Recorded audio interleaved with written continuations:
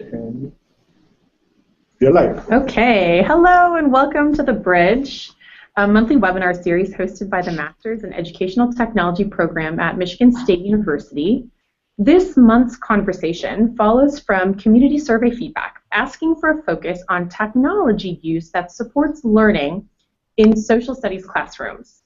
And in response, we have brought together three amazing social studies teachers who are also technology integration experts and Masters of Educational Technology program graduates.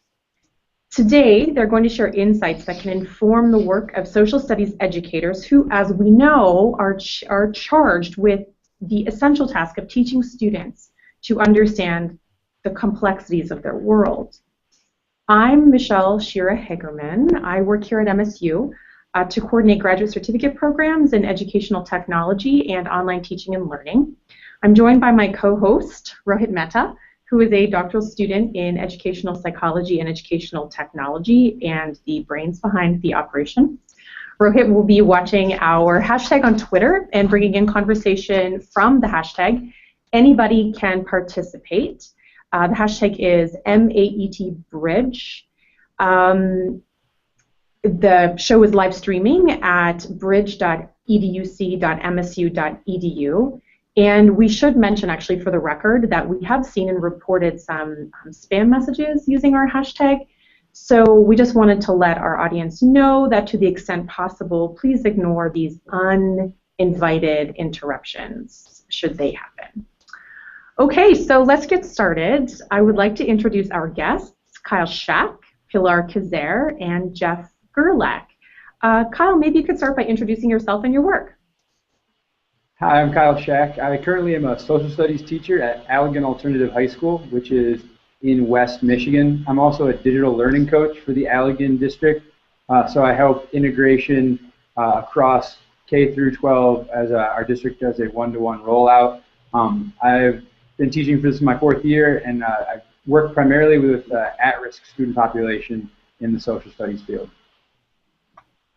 Thanks, Kyle. Pilar. Hi, I'm Pilar Kazer, and I am a curriculum manager at International Baccalaureate, an educational organization that oversees schools across the globe. I am the curriculum manager for teaching and learning with technology here at our offices in The Hague, in the Netherlands. Thanks, Pilar. Jeff. Hi, I'm Jeff Gerlach. I am currently an instructional designer for Michigan Virtual University, and I work with our MyBlend program, which is a blended learning program. So I do a lot of instructional design from the perspective of a blended learning coach. So that's kind of what I'm doing now. What I did 6 years prior to that, and I consider myself that I'll always be a social studies teacher. I taught middle school social studies for Wayne Westland Community School Districts just outside of Detroit. Fantastic. Thank you all for coming. We really, really appreciate your presence. So let's get into the conversation. The first question that I'd like to ask of you is how can technologies be used to facilitate more student-centered learning in social studies classes? One of the big reasons that I think technology can be so significant in social studies is because one of the big complaints you do hear from students about the content is that it's something they can't connect to, it's something that they feel so removed from, whether that be proximity or just time. And I think one of the greatest assets of technology is that we allow students to pursue something that they find a personal connection with, while still developing those social studies related skills like research and writing and being able to synthesize information. So whether that be projects where students are kind of given their freedom to choose from a variety of topics, or they can go and pursue a topic that is maybe not even on the radar of the instructor, having access to various devices and obviously the internet in the classroom allows students to go beyond just what has been written in the textbook or the hard copies that have traditionally been available to them in a social studies context. Yeah, to add on to what Kyle's talking about, you know, I totally agree with the social studies is a content area that introduces a ton of choice. I think every content area there's choice over pace and scope and sequence, but especially in social studies, it's so content rich, and there's a variety of different resources for every single content area, and then on top of that, like in the vein of a theme that you're going for, whether it's history or political science or geography, you've got a lot of different choices in there as well. So I like to think of the internet as a huge canvas of choice, and what I like to think about is how we can predict what resources might be used by students, but not necessarily make it so omnipresent that they feel like they have to go through it in a certain order and sequence, or even utilize resources at all. Kind of be there discreetly to really enhance the choices, instead of like choose column A, choose column B or C. It's just everything is intuitive, and that's where I try to get my mind to. I think that there's an added benefit to using particularly the World Wide Web for social studies, and that is that if you imagine the World Wide Web as a huge digital conversation, all of the skills that go along with engaging with it are very much relevant to social studies. So a good example is when you're using open educational resources, you're actually looking at a conversation, and the end result of that is a resource that students are reading and can critically analyze as well as contribute to in many cases. So social studies is really conducive to that kind of understanding of the web and of the internet as a place for digital participation. So there's the resource aspect, which I think is very important, but I think it's also the content creation aspect that plays a very strong role in developing skills and making students really good digital participants. That's not something that's easily covered in STEM subjects or in other places where technology figures more prominently in the minds of educators.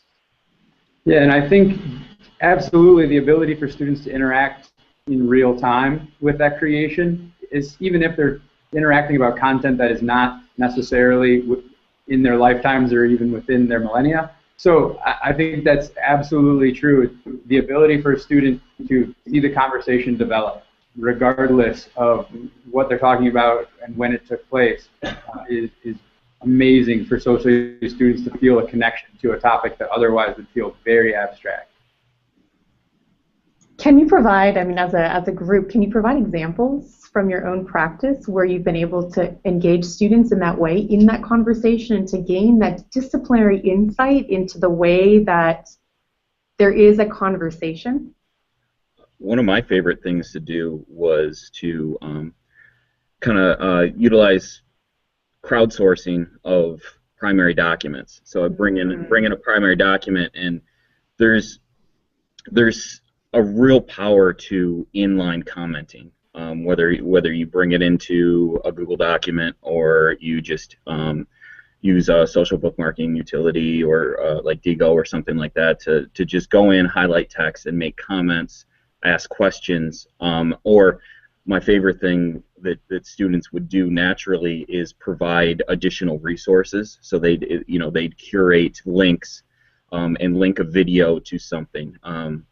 So a real specific example, we were doing a unit on genocide, and we were using the Rwanda genocide as a as our concrete example. And what I wanted to do is I wanted to use parts of Hotel Rwanda to kind of frame the context of the storyline, and then pose the question of why the UN acted the way that they did, why they provided limited support, but not really fully engaged in helping the Rwandan citizens.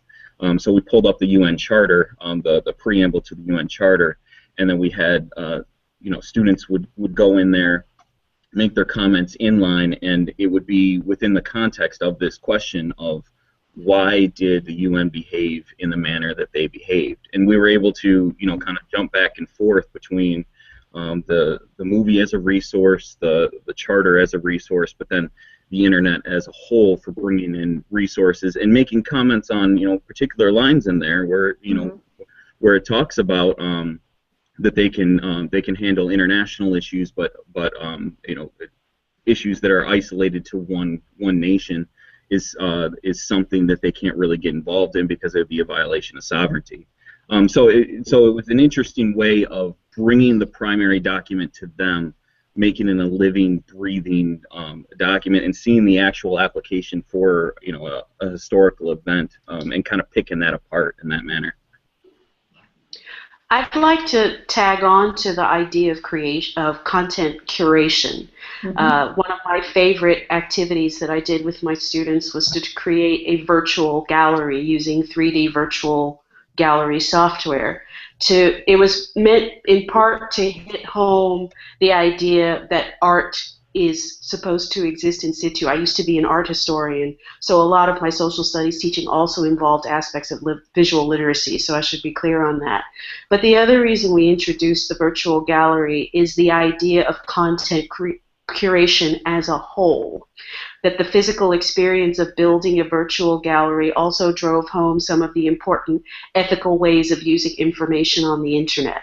So that when they were building their galleries, they had to think in much more concrete terms about what is borrowed material, what is material that's curated versus remixed versus all of these other issues that go along with how we use information on the internet.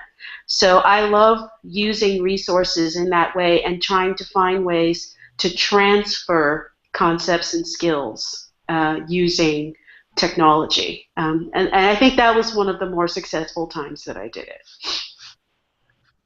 One of the ways that we've used the technology to kind of make sure the learning was centered around the student, and it kind of comes back to what Pilar said a few minutes ago, but joining that conversation. During a global issues class last spring, and during quite a period where there's a lot of news about the Syria civil war, having students research it, find various viewpoints, some in the United States, some outside of it, but then where I really saw them kind of feel like they were taking part in the conversation was they created weekly updates on the scenario or the situation going on, and then releasing small YouTube videos that kind of, you know, whether the students viewed it as they were updating their classmates or they were joining the entire, you know, worldwide conversation, they still felt like they were putting their 2 cents in and reporting, even though obviously secondhand reporting, you know, what other news agencies had originally reported, but still they felt like they were contributing to the conversation that was happening internationally. So that's really incredibly powerful, right? I mean, your students are engaging in, so deeply in the conversations happening about current events, using these tools, bringing together these tools, remixing them, bringing in insights from other places, other sources of information. What impact do you see this having on your students in the ways that they're thinking? I think the students who successfully understand the concepts behind what this kind of work does, they immediately start thinking outside of the box because their whole definition of the box is different. I think when you're able to do transfer and you're able to do these kinds of mixing and you're able to mix and match resources the way that you do, it more mirrors the experience that students have online anyway as just normal people online, but it also reminds them that their academic lives are affected by how they respond online. And so they're not immediately told, okay, you must check off this box in order to be right, that they have a sense that the box is something else and that they are more likely to be innovative and creative when they have that sense in their academic lives that they can do so. One of the things that I really appreciate about this whole process is that about the creation process, students as creators, is that it's organically teaching them the skills of a historian, teaching them how to be critical of the resources that they read because they need to corroborate information from these resources, because unlike the a STEM subject, there's not really concrete black and white answers to these kind of things, and really everything is show and prove in a social studies classroom. Yeah. And if you put them in the driver's seat to create informational pieces that that not only demonstrate their content knowledge, but have them take sides and analyze and rip apart these concepts, and bring in multiple different resources that support that information, so that they're speaking from a point of something that's more than just opinion. It naturally gets them to think about how history is archived, and how they're part of that process. Yeah, I think kind of building on that, when they feel part of that process, they also start to see the unbelievable complexity of the issues that they're discussing. Kind of just like Jeff was mentioning, if there's no black and white, and when they have to start analyzing all of these different resources, then they start realizing how difficult it is to be a historian, or just even analyze current events. And there's no good guy, bad guy. Usually, there's no right or wrong. And so, being a part of that discovery, and they can be told that 1,000 times, but it's that epiphany moment of realizing I have two resources that I trust that are contradicting each other, and then going through the process of figuring out how to synthesize and then share their own thoughts. And we try to teach those skills, right? Like we teach them to, like, who is the author of this article, and what are their credentials that make them the appropriate authority to be able to tell that. And we teach them that it's important to recognize the formatting of a website, so that it can give you subtle visual clues of the content, whether it's a blog piece, whether it's from an established journalism source. But it's that point of when you put in creation and have them contribute, those skills become assimilated, and it starts to be something that they act on with their gut, versus just I remember I've got to check out this author. I got to see what their bio is about and what their credentials are. It just becomes a natural thing, and that's the epiphany moment that you get really excited when you're their teacher and you're able to see that. Yeah, I think especially. I'm sorry. Go ahead, Pilar. No, you first. Well, I was gonna say, I think when they have to publish and that creation out to the world, that it's like that added emphasis on making sure that they have some stake in making sure that they've gone through those resources. Especially because when they're writing something just for their teacher, oftentimes they'll try, what do I need to do just to kind of get the assignment done? But when they've joined that bigger conversation, like, people are going to judge me based on my ability to report the correct information, then it adds another level of emphasis where they really, really want to make sure they've double checked to make sure that their facts are correct and they have resources that can be trusted. I think it goes beyond facts, though, too. It really, when historians are really on, their level of conjecture as supported by evidence is almost like magic. And I think I get very excited when I see a student who has struggled with their resources and put out a product, and then realized in the process, in the design process of that product, that they also have a thesis that's unique, that's interesting, where they truly have synthesized the information. I think that's a lot harder to do in a paper. I think it's much easier to do when you have multiple resources available in order to build arguments, and you can see all of that stuff in front of you. And that's really, for me, those are just huge aha moments for kids when they realize, I have a thesis. I mean, that's a huge thing for them, right? You love hearing their voice come through, right? Like it goes beyond, this is the stuff that I'm supposed to put up here, versus, no, these are things, and let me tell you about them. And there's a big difference between that, when you know that that you can hear your student just like throwing, skewering their voice through these facts in a way that's, they're like a maestro leading the whole thing. Yeah, I've had, particularly with some wiki projects, I've had some students build stuff where I was really stunned at the amount of critical thinking they were doing. just because they knew that they were part of an audience and that they were a textbook. That was a very important part of that exercise.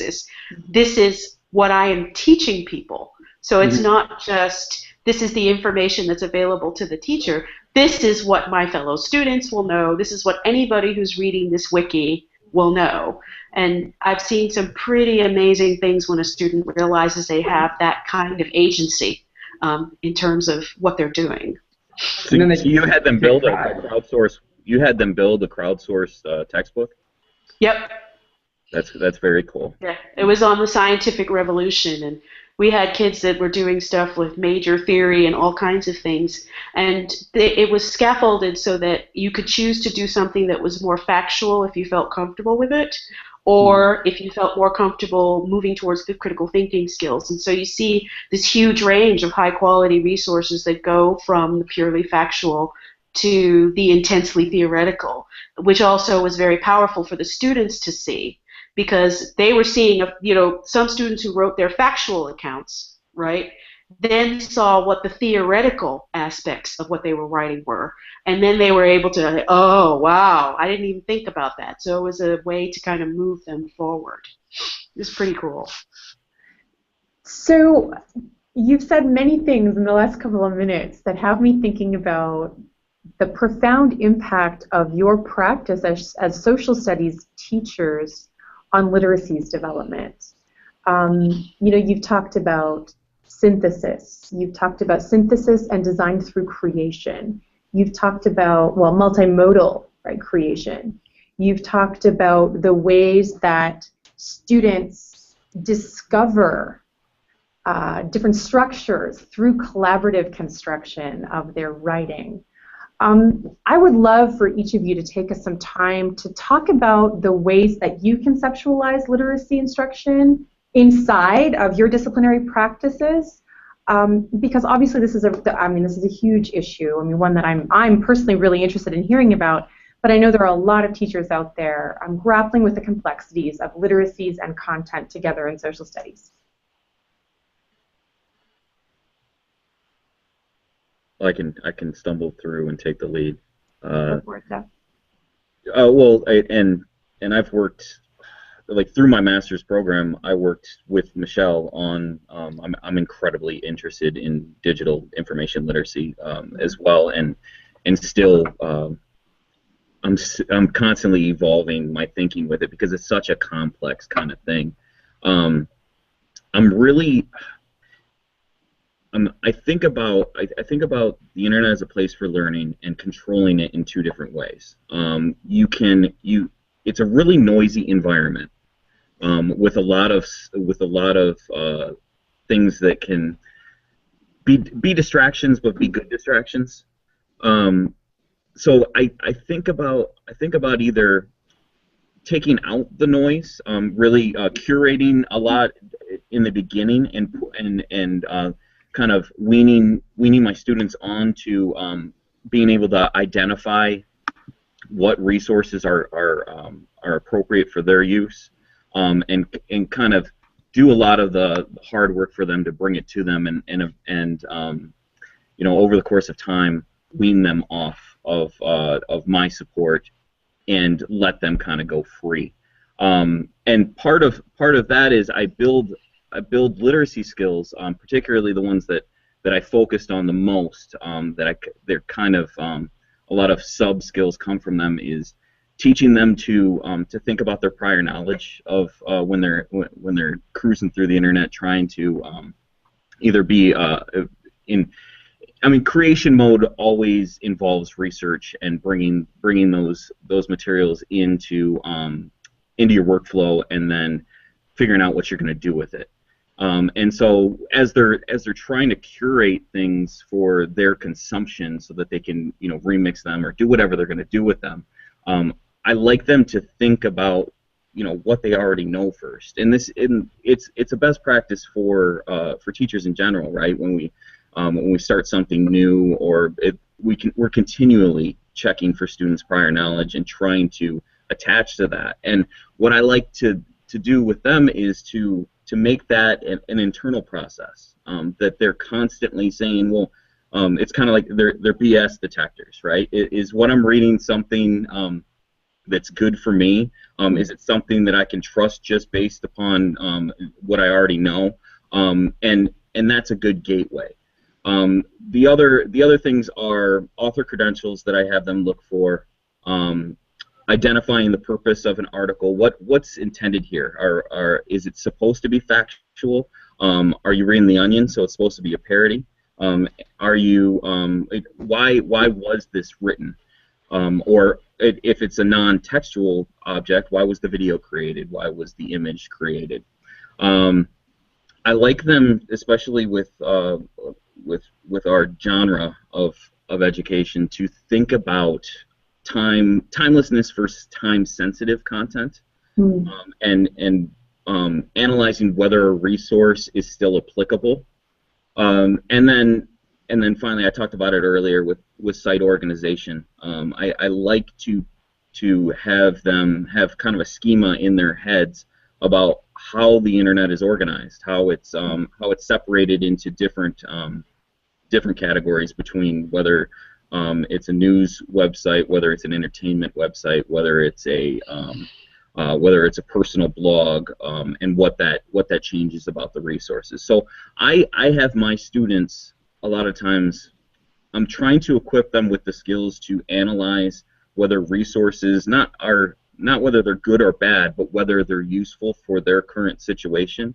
Because I think that teaching students to be good researchers helps them to power their creation. Mm-hmm. Yeah, I think kind of building off the last. What was that, Pilar? I said you first. Sorry. Oh, okay.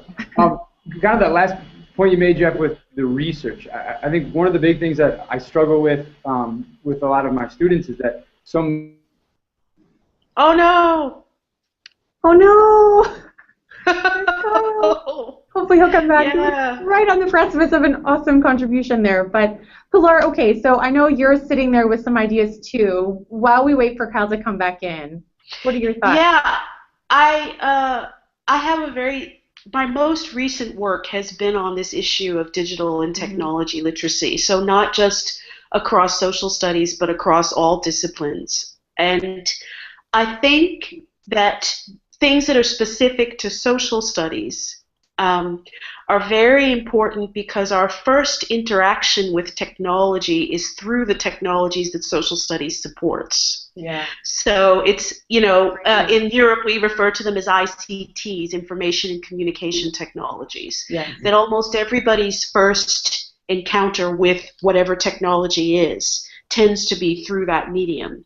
So that a lot of the literacies that you develop in a social studies context will make you an immediate participant on the web.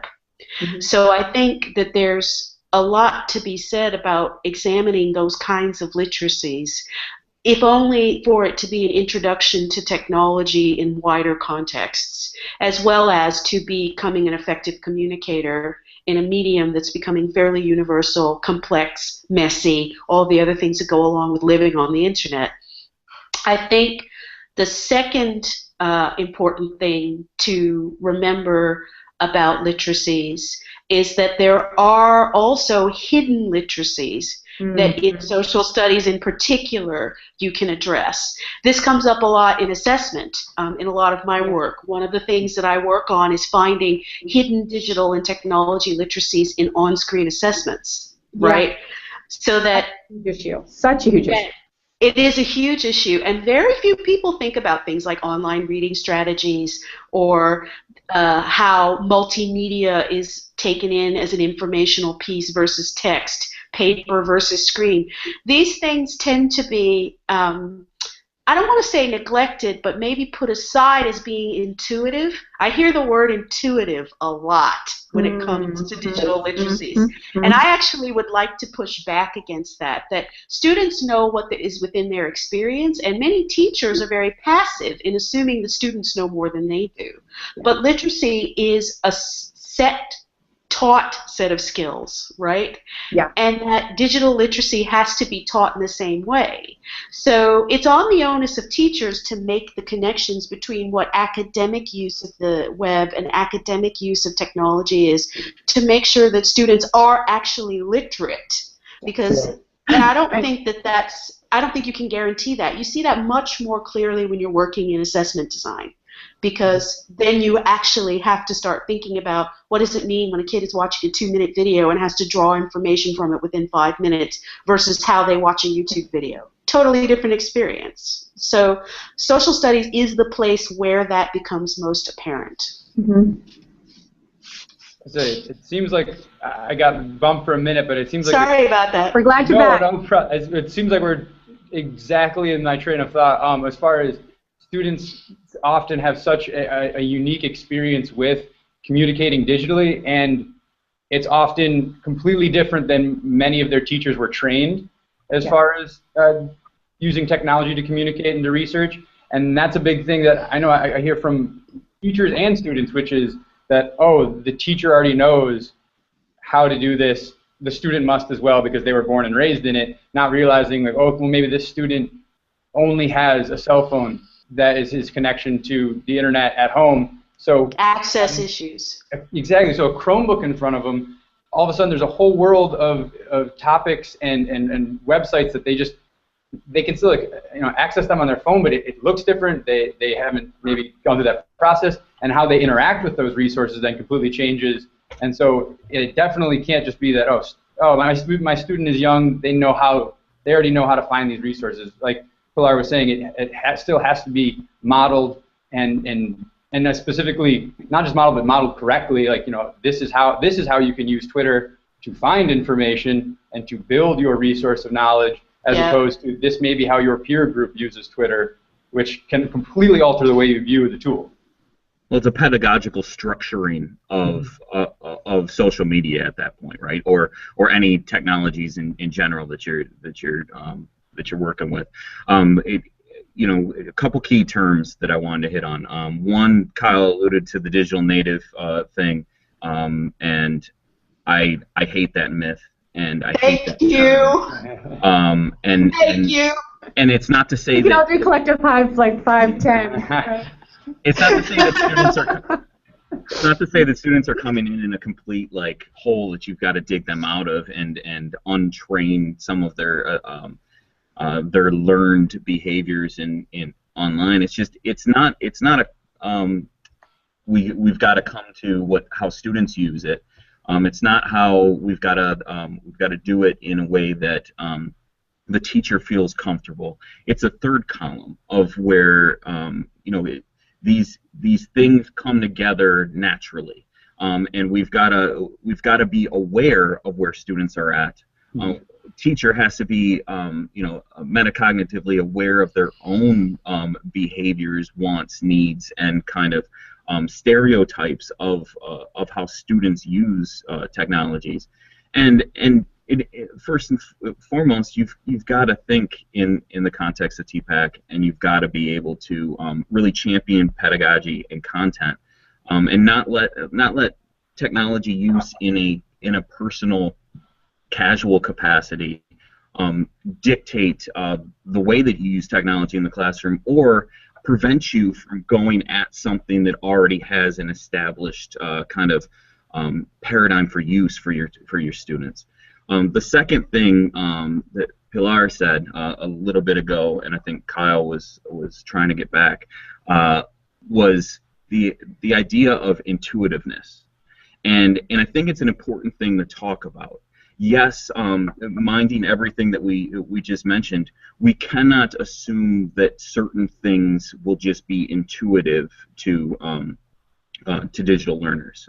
We've got to be aware of who the learners are and what their pre-existing skill set is, and design our learning objects, our instruction, our whatever teaching and learning looks like in a digital environment around those things, or at least keep those things in mind. But I will say this: intuitiveness comes from understanding those things. Comes from knowing the learners that are going to go through this, and trying to position objects in your design in a way that is a natural use. So while I don't think that everything should just be let's just put this here, let's try to have a minimalistic design so it looks pretty and keep things out of the way, and students will just know that they need to pick that off. I do think that there is some there's something to be said for knowing how students use things, knowing how how personal use might look, and keeping that in mind and informing the design of an online environment for that purpose. I'd like to add something also, just from where I'm at in the international community on this, because I think everybody else is operating in American schools or contexts. Mm-hmm. That language is a huge issue when it comes to access and digital literacies, and that we often forget that design, one of the more important aspects of design is how does somebody accept whatever you're designing, both culturally and linguistically. Mm-hmm. So that's another very important aspect, and I think it's something that needs to go into any educational context when you're working with technology of any kind, that making students aware that their experience of the internet is culturally and linguistically grounded, mm-hmm. I think is a major aspect of what needs to go into design. Mm-hmm. If I can jump in right Please here. do. We have a question from Nate Greening. The question is, do you have any examples of how to use Twitter and social media platforms to promote literacy? Yeah. Go ahead, Pilar. No, you're in the classroom. I'm not. Go ahead. Okay. Well, so I've used it in various circumstances, both kind of as like a formative assessment tool, but where I really do enjoy using it is to allow students to kind of build their own network of resource gathering, and then eventually where they can actually take part in the conversation. One of the ways that I always start is I will take creations or thoughts that students have and share them through like my personal Twitter account, just so that I can make sure that in kind of a safe environment we're, again, modeling for them, because some students have as just a negative view of Twitter as some adults do, about like, oh, it can't be used for anything good, or they don't necessarily know how to, to write in that medium. So I always try to model it for them, share some of the things that they've done, so they, again, they feel like they're being part of that conversation, where it's like maybe it's a video they created, or a thought they had, or a question that they would like answered. And then we eventually get into where students can use my account and write their own questions, and then I will monitor them, and then they can send out those questions. Then eventually it can be used where I'll ask students, State of the Union address, tweet questions or observations. So again, they're interacting with a real, in the moment event, live, and then they eventually, we'll talk about the different hashtags that are going to be used during that event, and then they can follow that conversation. And even if they're just a voyeur and just watching, and they're not even participating, they're starting to see, at the very least, the positives of that medium. And in the classroom, I love using Twitter as a back channel for students who maybe don't feel comfortable always sharing their opinion, or maybe giving their thoughts, maybe a shyer student. So during videos or even during readings, mm-hmm. tweet the question you have, tweet an observation. It goes back to that old adage, if you have the question, someone else in the room probably does, and for some reason some students feel more comfortable tweeting that as opposed to raising their hand. And you'll be amazed how many students you can just see that little boost of confidence when someone else goes, I want to know that too. And then it just, from there, they now can view that tool in a completely different light as to just what maybe their peer group uses it as. Right. And off-hour conversations, right? Yes. Yeah. Yes. I mean, we're open 24/7. Yep. Kind of the idea, and like if you think of something at midnight, and you can put it out there and know that we can talk about it, in that channel, or maybe we talk about it the next day when we see each other. But that moment of like, oh, I got to share something with the rest of the group, you can do that instant access. Right. Something I would add on to what Kyle was talking about is the ability to go go directly to the source on things, go to like subject matter experts. We had we were using the archaeological dig at Çatalhöyük in Turkey as a I've neat been there.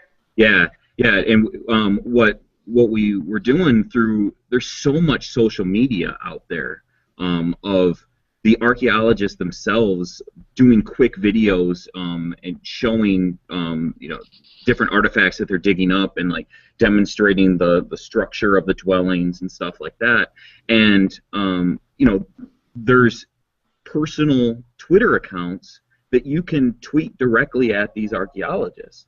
So I thought, why not? So we would have my students, just asking questions, and eventually the conversation could get to a deep level. We go beyond just like, how many bones have you found, to actually asking them, about the communities and how they can tell how these people lived based upon the artifacts and such. So going directly to the source, to people that have kind of like an inside view, or that's in this case their job. It really it's a really authentic interaction to be able to have my students talk directly to those people. Mm-hmm. Right. Go ahead. Is it okay to just really briefly to say that different kinds of social media also teach different kinds of writing skills and means of expression, so that using multiple social media is also a way of getting students to understand how they have to express themselves in writing. Yeah. So Twitter is great for conciseness. Facebook is good more for remixing visual representations. Right.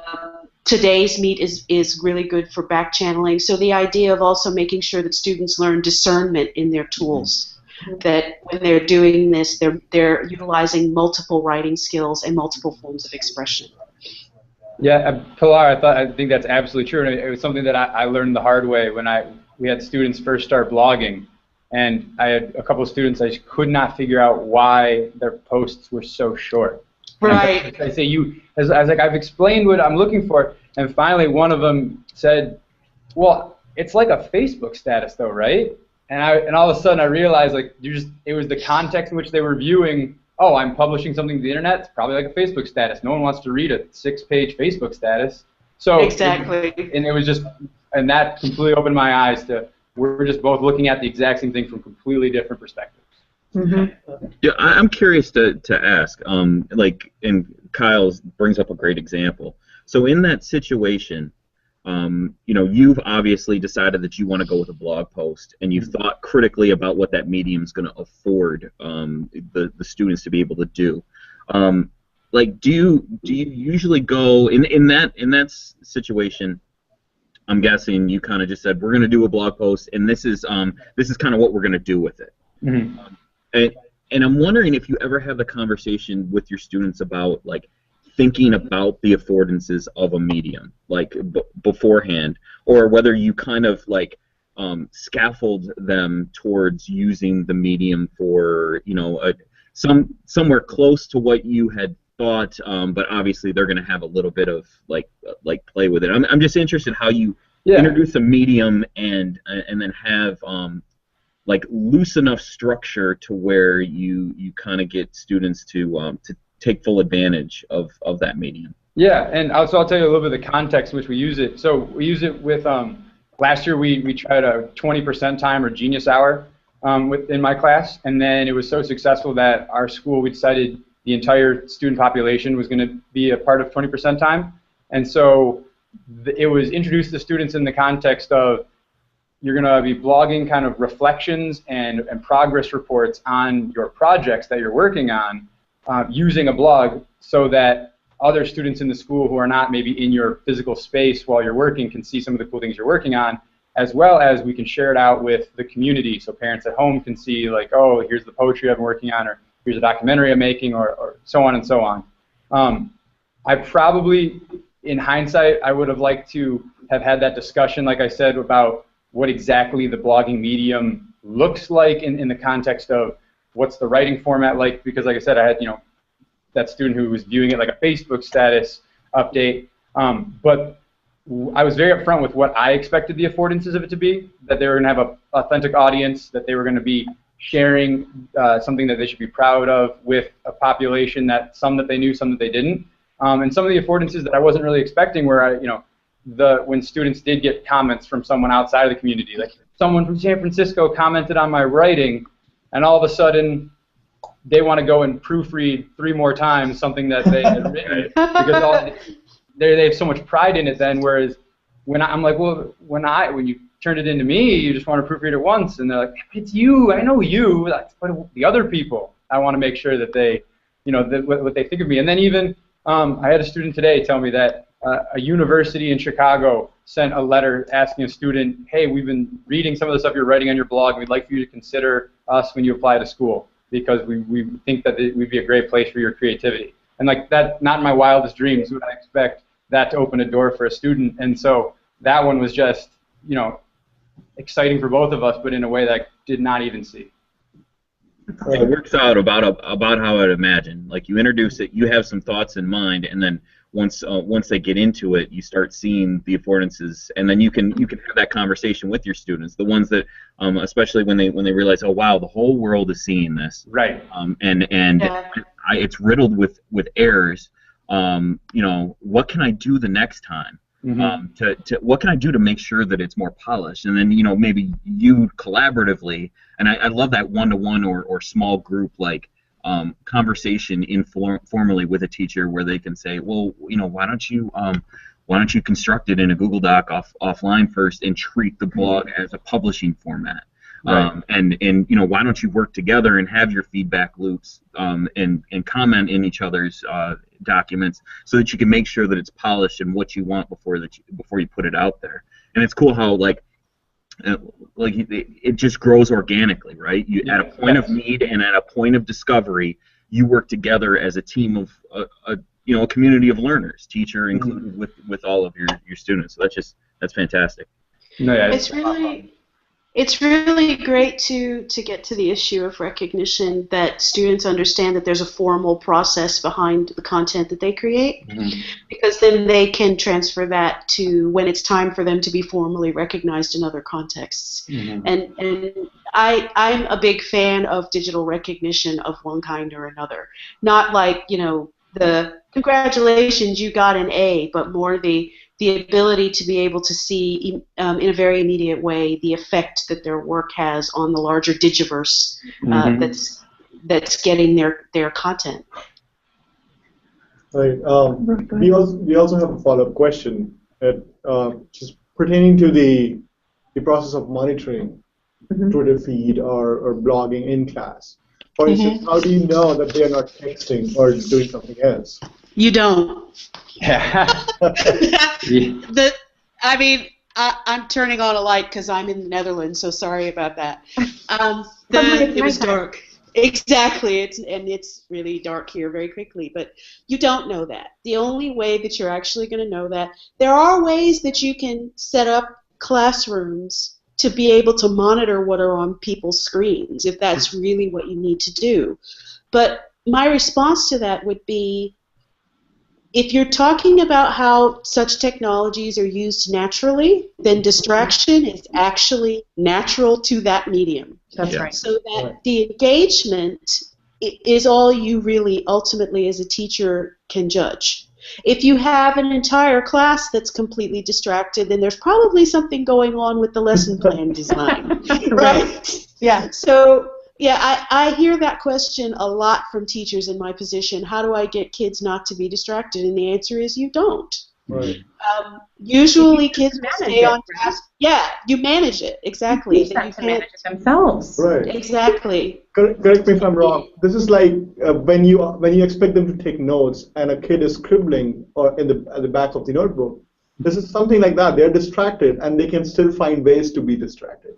And also, doodling, just to bring that up, is not always distraction. Sometimes it's actually a way of getting one's thoughts in order. And some very famous, smart people were big-time doodlers. Yeah, so that's very true. You can't even judge when a student is quote-unquote distracted sometimes when you're in that kind of environment. Yeah, exactly. I've got a question, actually. that I'd like to ask of you, Pilar. It's Uh-oh. well, you know, and it actually is Nate Greening, who tweeted in that question, reminded me that I'm teaching a class that right now is focusing on a question that I think that you're maybe able to provide us with some insight on.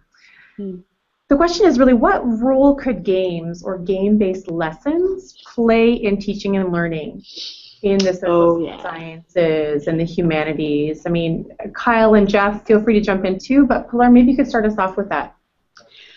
In social studies, I think that there are three primary reasons for using games. The first is the ability to role play and to be in someone else's shoes.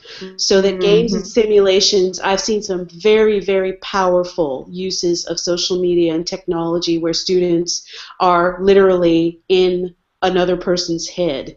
Kyle was talking about the Syrian crisis, for example, and I was actually in Lebanon on the Syrian border during the beginning of that conflict, and one of the projects that we did was a simulated blog project where students were trying to get into the heads of the two factions, and they were looking at real blogs in order to try to simulate their own. The real blogs were taken down by the Syrian government weekly, so they were actually able to see a blog war as the Syrian war was going on. So that would be a particularly powerful use of games or gamification in that case, which is role-playing. The second area where I think games play a very strong role is game design. That when you're trying to create games that have to simulate a historical situation, for example, you have to consider all of the factors and things that go into what might cause a situation to develop.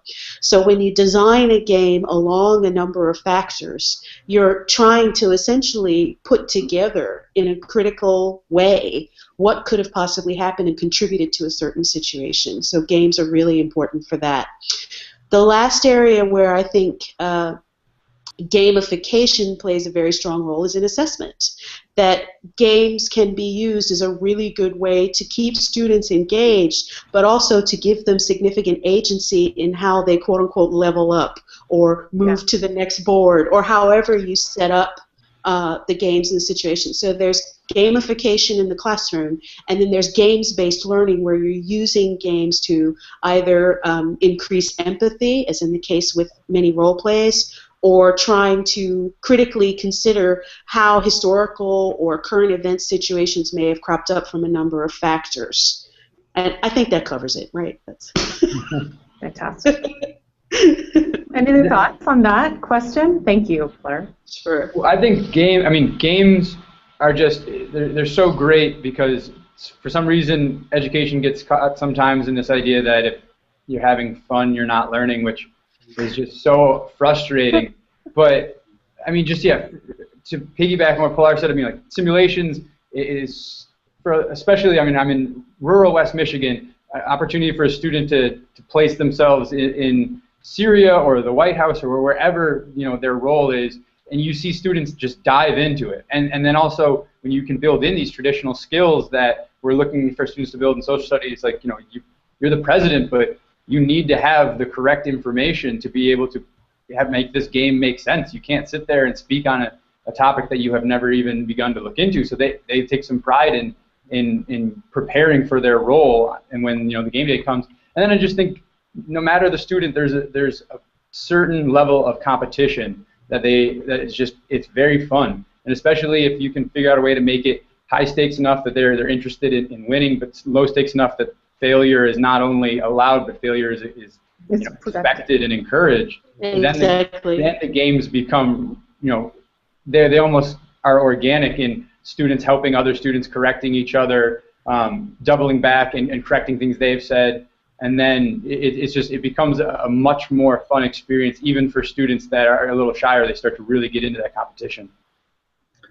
Just to add on to all the great information that both of you have already provided, I will co-sign on the simulation stuff. I used a lot of iCivics and iCivics-esque simulation stuff for especially you know, election processes and decision making, you know, with balancing the budget with the economic issues and things like that. But Something I will say is that games are tremendously valuable for geographic kind of things. I think there's two things with geography. One, it is visual spatial, and I don't think that traditionally we do enough with visual spatial elements in geography in games.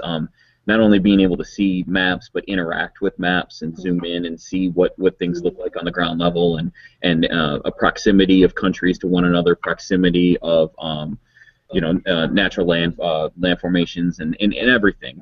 Physical features versus human features. It's games and just interactives in general. Map interactives are really valuable for that. And especially when you can tie geography to culture in these games.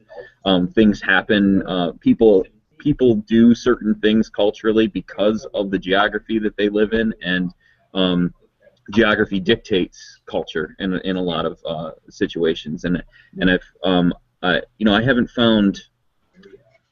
haven't found all the games that I would like to find that do certain cultural geographic connections, but there definitely are things that support that, especially in the United States or in Michigan specifically. Geography's been pushed out as the neglected genre of social studies there, for more history, more civics, more economics. So any way I can squeeze that in doing it in a powerful way, like in a gamified way, it's really important to me. I did want to add too, when you use games in the classroom, there was a recent study in 2012 that showed a very powerful connection between using games and language learning. So that when you're either acquiring a new language or you're trying to improve the language that you speak, using games seems to be a very effective way of doing that. Because of the non-linguistic elements in there, and then connecting to the minimal language that's needed. You can play a game without actually understanding the words, but then accompanying that, it kind of weans it on, right? So. Yeah, and also some massive role-playing games also because of the chat. Literally, the kinds of things that students pick up. I mean, they can pick up terrible things too, but when they're in a academic situation, the need to have to produce language quickly in that situation also tends to facilitate language learning. So it's both. Yeah, absolutely. I can imagine, right? It places kids in authentic, communicative situations. Yeah. The motivation to figure out what is being said and how to communicate it. And there are probably adequate scaffolds, too, among the collaborators, so that I can imagine all kinds of reasons for why that would be supportive. That's fantastic. We are virtually out of time. I can't believe it. This hour has gone by so quickly. It's really fun. Yes. This has been so much fun. But we always end the bridge with this question, and I do want to put it to each of you because it sort of ends on an inspirational note, we think. Tell us, just in a few words, what makes you happy about the work you do? Who'd like to go first? I can go first. You want happy about the work that past me did? Happy about education in general? You can answer that any way you want, Jeff. In my role now, as a blended coach, I get to work in more content areas than just social studies. But I think a good catch-all statement for me to make here is the ability to offer students a personalized learning experience is very valuable to me. And there's a ton of variables that go into that, and it's not necessarily the easiest of work to seek to meet every student where they're at, right, and reach proximal growth that way. But that is what really jazzes me up to talk with teachers, collaborate with teachers, and extend that kind of thinking. Thinking holistically about the design of learning environments is something that I'm just over the moon about. So that would be where I leave this conversation. I think one of the things that makes me happiest about what I do is, like any teacher, getting to see students grow, and getting to watch students develop into young adults and then adults, but especially in social studies, watching students go from either being apathetic maybe about the content, or maybe even just downright not enjoying it, to having developed the skills where outside of school, outside of the structure of the classroom, they're interacting, being a part of that conversation, and kind of researching on their own, whether it be students coming back and saying, you know, I decided that I'm going to change what I'm majoring in because I really want to pursue political science or economics, or that be just, you know, an alumni reaching out on Twitter and saying, I saw this article in the New York Times, I thought maybe you could use it in that class I took that you're teaching this year. I mean, those are those moments where it's like, oh, you know, even outside of, you know, the requirement of being in my class, they're still pursuing a lot of the same discussions and pushing themselves like they were inside. I think my job, the most exciting thing, and maybe the thing that makes me happiest too, is I have the opportunity every day to think about very fundamental questions of what it means to learn and to figure out how to transfer that information across the planet. Because I have a unique position here in The Hague where I also work with schools across the world. So it's not just within my classroom or within my context that I have to be thinking. I have to be thinking about how is this going to play out in Africa? How is this going to play out in a big inner city school in Chicago? How is this going to play out in an exclusive private school in Singapore? So you really are looking for these very fundamental messages about what it means to learn and what it means to be able to be a digital participant or a participant in the larger world society. So, you know, how could anybody possibly complain about something like that? Well, and you're living the discipline of the social scientist, aren't you, Pilar? I mean, the training that you have. Yeah, my nickname at work is the resident geek, but it's not just the tech geek. It's the geek who thinks about the bigger issues, and all of us as curriculum managers have that opportunity. I think in tech right now, it's just a very exciting place to do it. Yeah, thank you. Yeah. This has been a terrific hour. Yes. Thank you so much to each of you for joining in. This is great. Thank you. To our virtual attendees as well, folks who were tweeting, thank you. The next episode of The Bridge will happen on Tuesday, November the 18th. And on that day, we're going to be talking to some tech integration experts to really kind of peel back the layers of that work and what people do in that role. So we hope that those of you who have joined us virtually will join in then as well. It'll be at the same time, 12 till 1 Eastern time. It's time for us to sign off. I'd like to say thanks to Rohit and to each of you, Jeff, Kyle, and Pilar, for your insights today. Thank you. This was great. Yeah, thank you. It's been awesome. Thank you. Bye-bye. Bye-bye. Bye.